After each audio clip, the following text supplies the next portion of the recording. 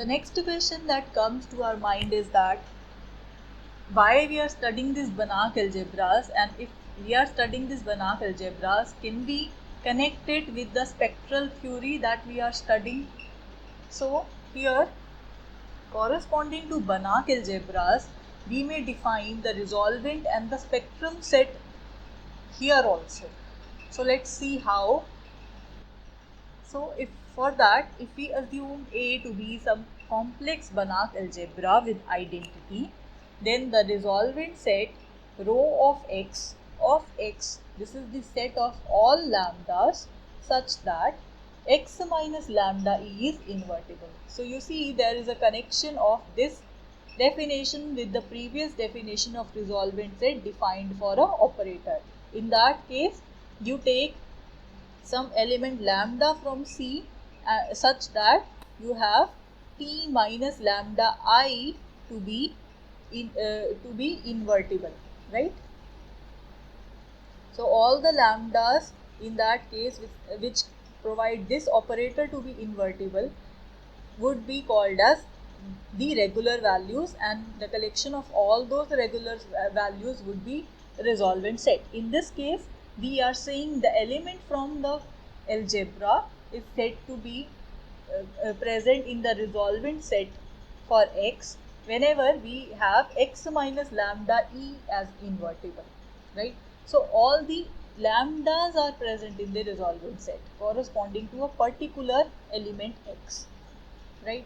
So you see we have identity here for the Banach algebra, and we have the identity operator here in case of resolvent set for operators. And in a similar manner, we will say the spectrum set that will consist of all the spectral values which are complex numbers such that for a particular x in that algebra, this x minus lambda e, that is not invertible. So from here we can clearly see that the spectrum set is complement of the resolvent set, right? So now here we are talking about invertible elements, but we have not defined what invertible elements are. So let us define the invertible elements in the sense of Banach algebras.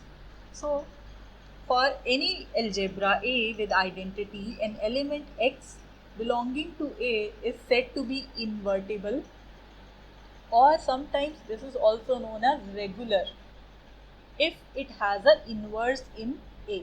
So that means we will say if the inverse of the element x exists, so that we have x inverse x which is equal to x inverse which is equal to E. If that thing occurs, so an element x is said to be invertible or regular.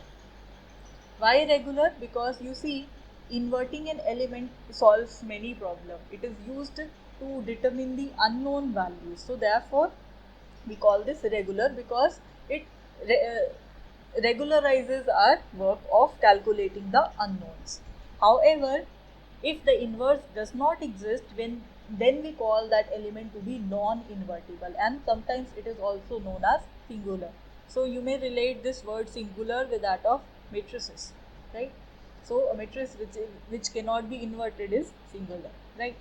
So moreover, if the inverse exists, it is unique. How? Let's try and prove this one. If you have two elements, in fact three elements, x, y and z corresponding to your algebra, present in your algebra, then we wanted to show that if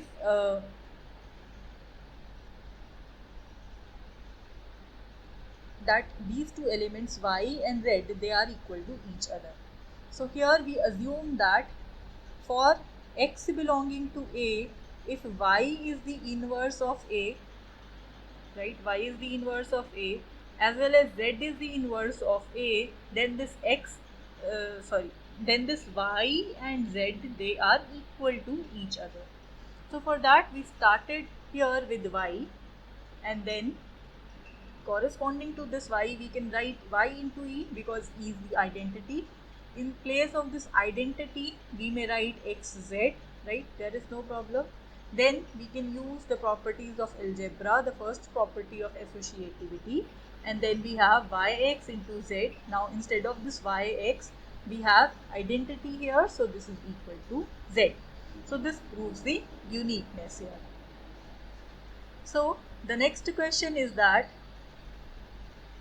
the definition for resolvent and spectrum sets, which we have defined just above for the corresponding Banach algebras, does this definition agrees with that defined for operators from the Banach spaces?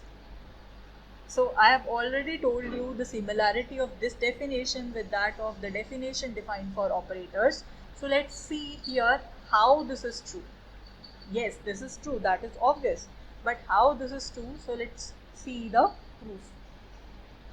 So here we assume X to be complex Banach space and Bxx to be a Banach algebra, the space of all bounded linear operators. So therefore, in this case, because this is a Banach algebra, the above definition of resolvent set and spectrum sets holds well. Now, we wanted to show that this definition corresponds to the resolvent set and spectrum set for operators as well. So for that, we take an operator T belonging to Bxx, the bounded set, and lambda from the resolvent set rho of T. So then by definition, we know what is rho, the resolvent operator. This is defined by T minus lambda I inverse. So because this lambda is a resolvent value, so therefore lambda inverse should exist, it should be bounded, and it should be dense in X. So we say here the resolvent operator that exists, and it is an element of the bounded linear operators. Why? Because it is bounded. So we may say this resolvent operator, that is bounded linear operator defined on X. Hence this lambda belongs to the resolvent set for operators.